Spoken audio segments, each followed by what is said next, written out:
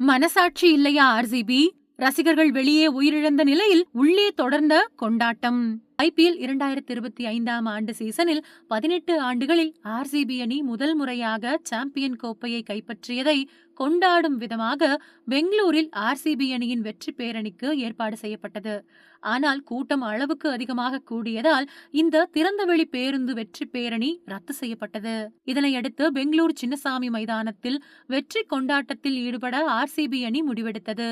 இந்த சூழலில் ஆர்சிபி அணியின் இந்த வெற்றியை பெங்களூரு மக்கள் நேற்று இரவிலிருந்து கொண்டாடி வந்தனர். ஒரு லெவலுக்கு மேல் கொண்டாட்டம் கைமீறி சென்றது. ஆர்சிபி அணியினரை பார்க்க வேண்டும் என்று ரசிகர்கள் முண்டியடித்துக் கொண்டு கூடியதால் கூட்ட நெரிசல் ஏற்பட்டது.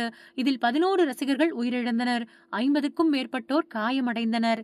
இந்த நிலையில் பெங்களூரு சின்னசாமி மைதானத்தில் நடைபெற்ற நிகழ்ச்சி அவசரமாக நடத்தப்பட்டது. இந்த நிகழ்ச்சியில் பேசிய விராட் கோலி தன்னுடைய உரையை மிகவும் சுருக்கமாக முடித்துக் கொண்டார்.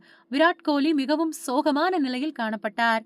இந்த நிகழ்ச்சியில் பேசிய விராட் கோலி, இந்த கோப்பை ரசிகர்கள் உங்களுக்கானதுதான், இந்த அழகான நகரத்திற்கானதுதான்.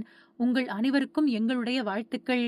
ஆர்சிபி அறிமுக நிகழ்ச்சியில் நான் ரஜத் படிதாரை அறிமுகப்படுத்திய போது அவருக்கு நீங்கள் ஆதரவு அளிக்க வேண்டும் என்று சொன்னேன். அவர் இன்னும் பல ஆண்டுகள் ஆர்சிபி அணியை வழிநடத்தப் போகிறார் என்பது மட்டும் நிச்சயம். என் வாழ்நாளில் எந்த ஒரு அணிக்கும் இதுபோல் ஒரு ரசிகர்கள் பட்டாளத்தை நான் பார்த்ததே கிடையாது என்று கூறினார்.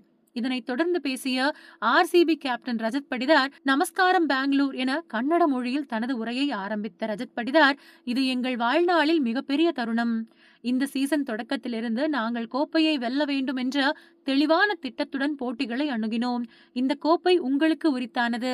நாங்கள் அனைவரும் உங்களை நேசிக்கிறோம் என்று கூறி தனது உரையை முடித்தார். இதனையடுத்து ஆர்சிபி வீரர்கள் மைதானத்தை சுற்றி வந்து ரசிகர்களுக்கு நன்றி கூறினர்.